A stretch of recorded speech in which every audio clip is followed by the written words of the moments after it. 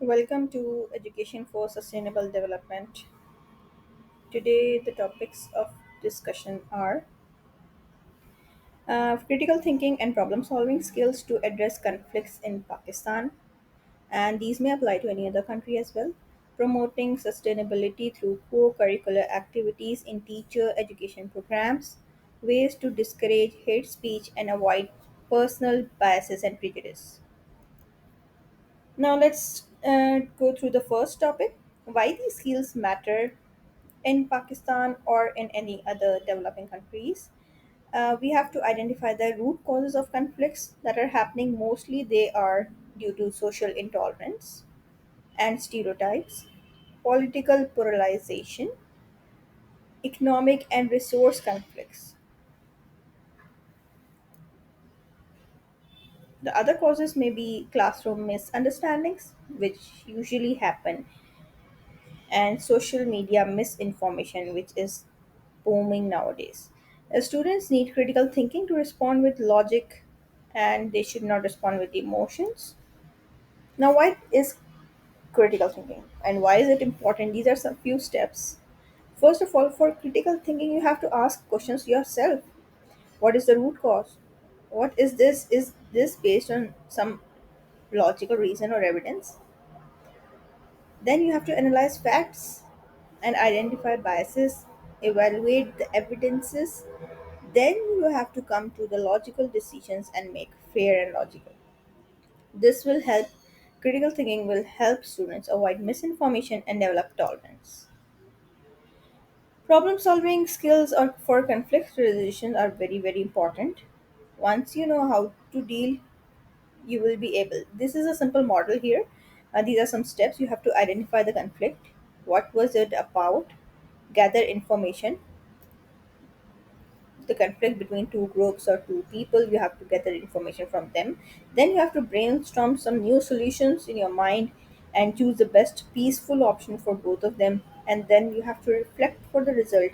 This will solve issues like group conflicts, resource disputes, and cultural misunderstandings as well.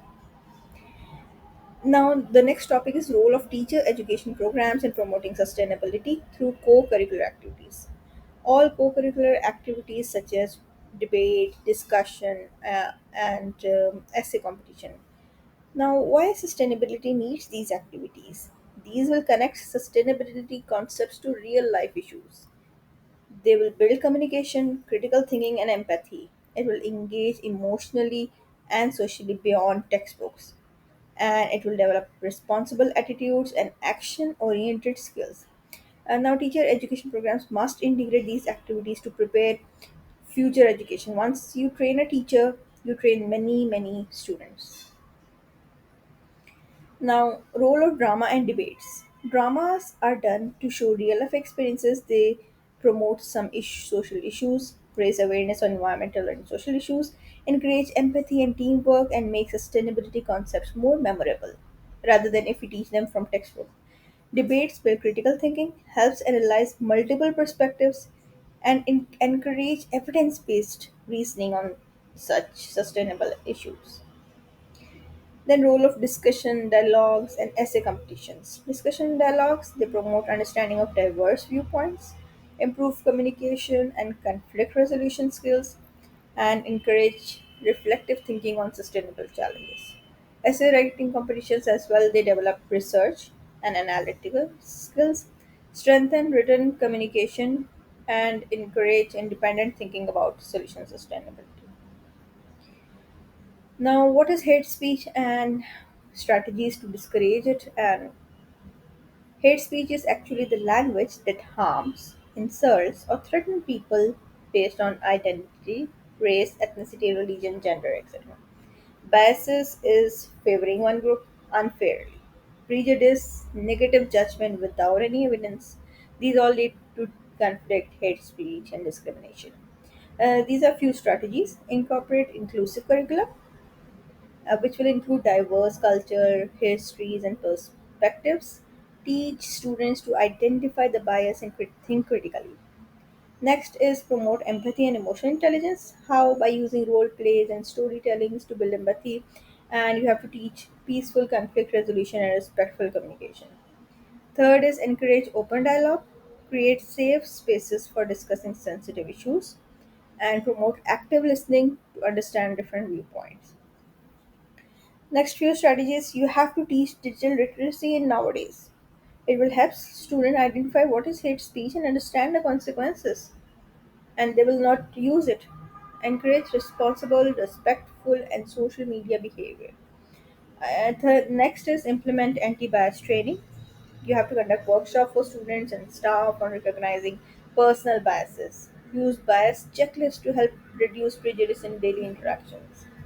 Next is support peer learning and mentoring. Start peer education programs, focus on inclusion. Provide mentoring with diverse role models. Now, role of teacher and schools. What is the role? Before that, we will see few more. You have to engage families and communities by conducting some workshops. Policy enforcement.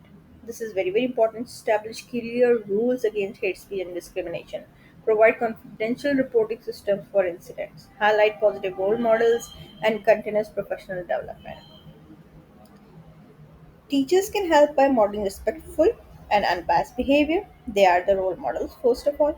Create inclusive learning environments, use diverse examples, not only one example, one type of example, you have to use diverse examples, and correct stereotypes gently, but they should be firmly corrected. Promote critical thinking and to challenge misinformation. So it will lead to a peaceful and tolerant and respectful classroom culture. At the end, thank you. H is missing.